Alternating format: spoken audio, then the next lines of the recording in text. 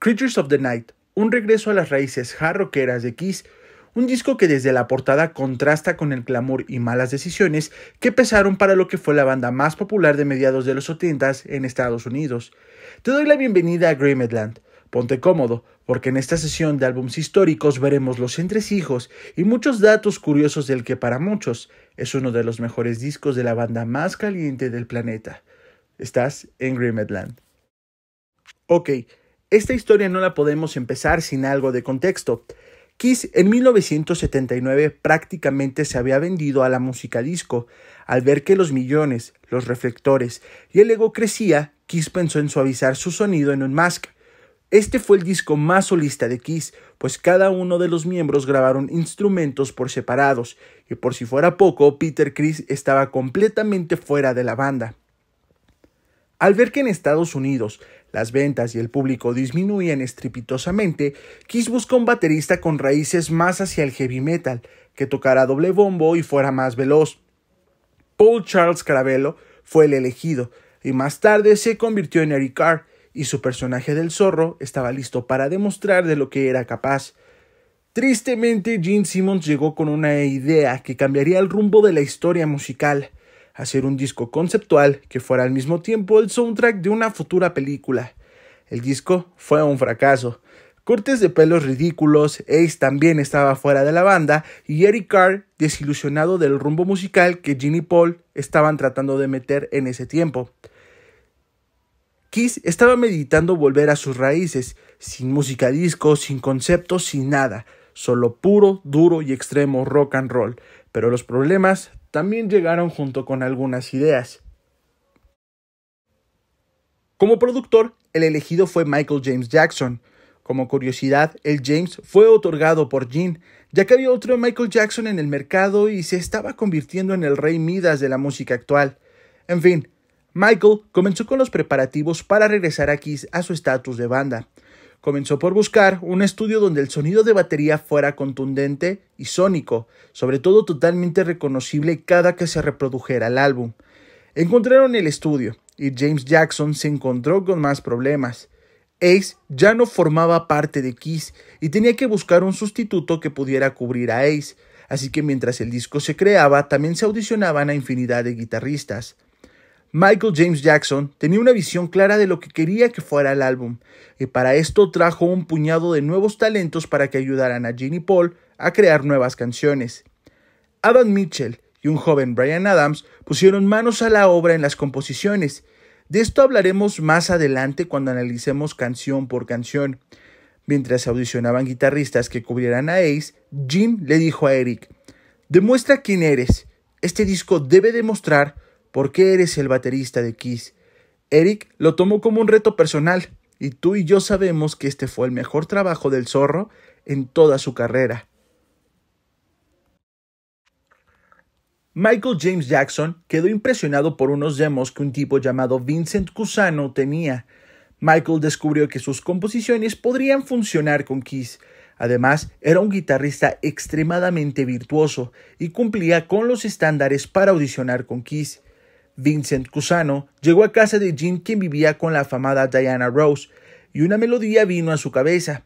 Esa melodía era el éxito I Love It Loud, pero no solo creó esta pieza, otras 3 canciones salieron de la cabeza de Vincent. Gene, al ver el potencial, tuvo buena química con él, así que fueron al estudio para grabar los demos pertinentes. Paul quedó bastante indiferente al ver cómo Vinnie se tiraba al piso para tocar un solo. Además, se enteró por gente del estudio que Cusano tenía la fama de robarse equipo de los estudios de grabación. Vinnie declaró que era el comodín de Kiss, pero nunca oficializaron su ingreso a la banda. Según él, ni siquiera le pagaron por componer las canciones. Al final, Gene y Eric convencieron a Paul de que éste se quedara como guitarrista, pero se le informó a Vinnie que sería parte de Kiss instantes antes de que abordara el avión directo a casa, y así el Lang Warrior se unió al ejército de Kiss, aunque más adelante la vida le dio la razón a Paul de desconfiar de Vinnie.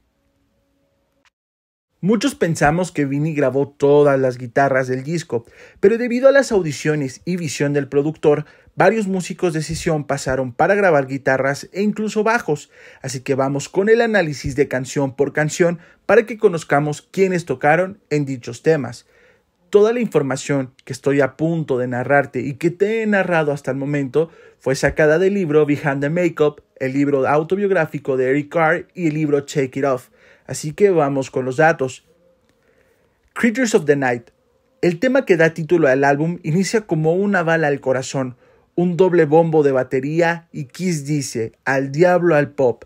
La canción fue escrita por Paul Stanley y Adam Mitchell en casa de este último. Según Paul, él quería que la canción fuera una declaración de guerra a todos sus detractores. La canción tuvo 16 tomas, y una anécdota bizarra es que mientras Adam veía la televisión en su casa, vio cómo fanáticos religiosos señalaban a la canción de ser escrita por el diablo. Adam solo se rió y dijo, no, se escribió en mi casa. Por parte del productor, sabía que este tema sería también el que daría título al disco, al ser tan buena y contundente. Esta canción se escribió a la par de Danger. El bajo fue interpretado por Mike Porcaro. Saint and Sinner. El tema fue escrito por Gene y Michael Japp. Este último llegó con el coro y la melodía, mientras Gene ajustó las letras e hizo algunos arreglos. Según la hermana de Eric Carr, este era uno de sus temas favoritos del disco. Keep Me Coming. Según Paul, el tema tenía esa vibra o tema típico de Led Zeppelin. Paul cuenta que fue la última en grabarse y la letra fue escrita junto con Adam Mitchell. El principal motivo de la canción era ser corta, fuerte y llena de hard rock. Rock and Roll Hell. Según Gene, la canción casi en su totalidad fue escrita por Bryan Adams y Jim Vallance. Él solo hizo algunas modificaciones, pero su aporte fue menor. Él cree que los nombres de Bryan y Jim deberían estar de frente del suyo en los créditos. Danger. Según Paul, es un tema que es como un hermano sanguíneo de Creatures of the Night, ya que se escribieron a la par. El solo fue interpretado por Bob Kulick y modificado en el estudio debido al cambio de tempo del tema. Bob quedó molesto, pero el tema quedó tal cual lo quería Paul y Adam Mitchell. I Love It Loud. Fue la primera canción que escribieron Gene y Vinnie. La canción suena como una bestia a punto de atacar. Gene quería que esta canción fuera la My Generation de Kiss. La técnica de eco en la batería fue bastante meticulosa a la hora de grabar usando micrófonos especiales y en un estudio específico solo para grabar la batería. Este fue el corte de difusión del disco, además de tener un videoclip bastante memorable y que causó revuelo en la comunidad religiosa. I Still Love You. La canción rompe corazones salida de la mente de Paul Stanley. Según Paul, hay gente que le ha preguntado si la canción estaba dedicada a alguien debido a su característica dolorosa, pero Paul dice que la escribió solo por inercia con Vinnie, debido a su amor por las baladas de Led Zeppelin, y esas baladas, sobre todo blueseras. El bajo en ese tema fue interpretado por Eric Carr. Killers. El tema fue escrito por Gene y Vinnie, aunque Gene declara que Vinnie fue el que aportó las mayores ideas, y él solo reescribió algunas cosas de las letras y las melodías. War Machine. Cerramos con uno de los temas más heavies. Gene recuerda que el riff lo escribió en un teclado pequeño. El título fue idea de Bryan Adams y no hubo mejor forma de cerrar un disco total y bestialmente contundente. De acuerdo, ya te hablé sobre algunas curiosidades de las canciones. Ahora vamos con las curiosidades de las guitarras solistas. Según registros, Vinnie tocó la guitarra solista y rítmica en sus propias composiciones. Robben Ford tocó en Rock and Roll Hell, Steve Farris tocó en Creatures of the Night, Jim Halsey tocó el bajo en Danger y Mike Porcaro tocó el bajo en Creatures of the Night. El álbum salió a la venta y para la promoción, videos y apariciones públicas se llegó al arreglo de que Ace figurara como miembro de Kiss, aunque Ace ya había renunciado. El disco musicalmente demostró el lado más metalero de Kiss. Tenía un sonido de batería que es de los mejores a nivel de grabación, obvio en su estilo, además de solos complejos. Tristemente el disco fue un total fracaso, un fracaso que ni siquiera llegó a disco de oro. Casablanca Records ahora había sido absorbida por Mercury Records y Neil Bogart había fallecido de cáncer al poco tiempo, así que la vida parecía estaba jugando contra de Gene y Paul, pese a estar satisfechos musicalmente hablando. Al anunciar la gira se dieron cuenta de la repercusión de las malas decisiones que tomaron en el pasado.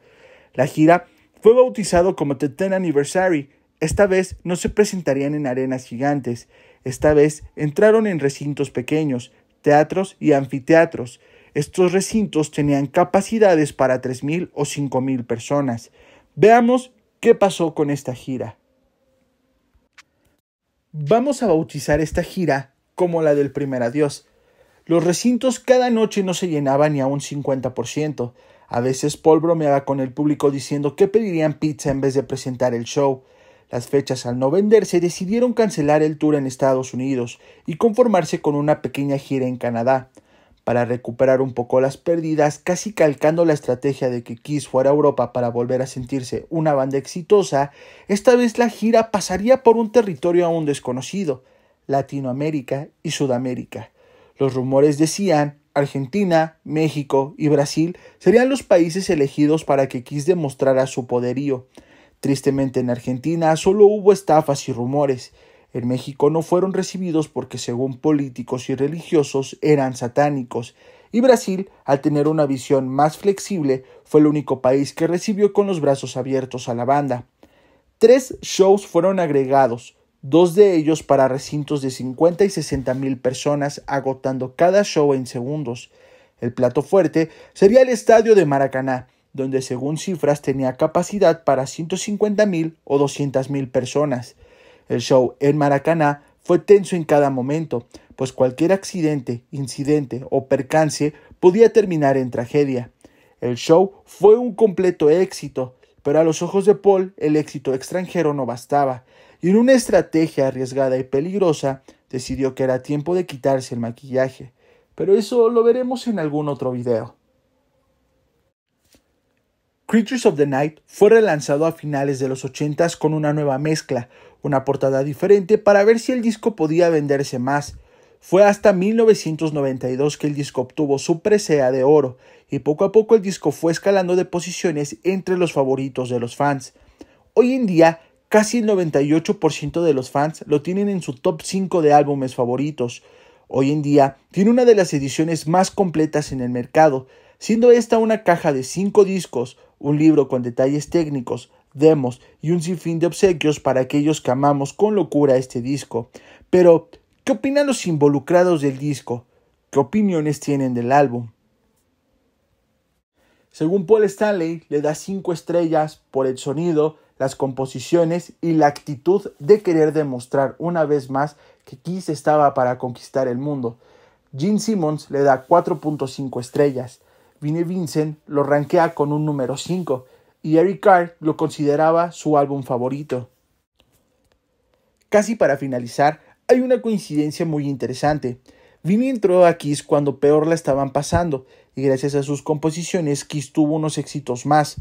Para 1990 Kiss no estaba en su mejor momento y a la hora de componer Gene volvió a trabajar con él al igual que Paul, siendo Revenge otro de los discos que muchos consideran un gran trabajo de Kiss. La tía Vinnie salvó a Kiss en 2 ocasiones. Creatures of the Night demuestra que Kiss va más allá de su rock con disco, incluso de su show y maquillaje. Kiss demostró que musicalmente puede estar al nivel de bandas de heavy que llegaban en ese momento.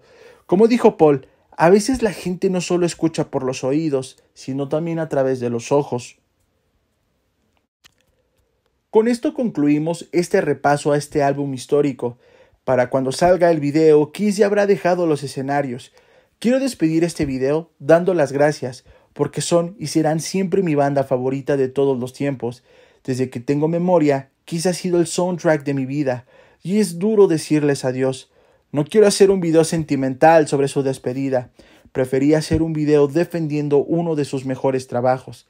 Gracias por todo, Gene, Paul, Ace, Peter, Eric, Bruce y demás músicos que hicieron de Kiss lo que es hoy en día, la banda más caliente del mundo o la que fue algún día. Esto fue Grimetland.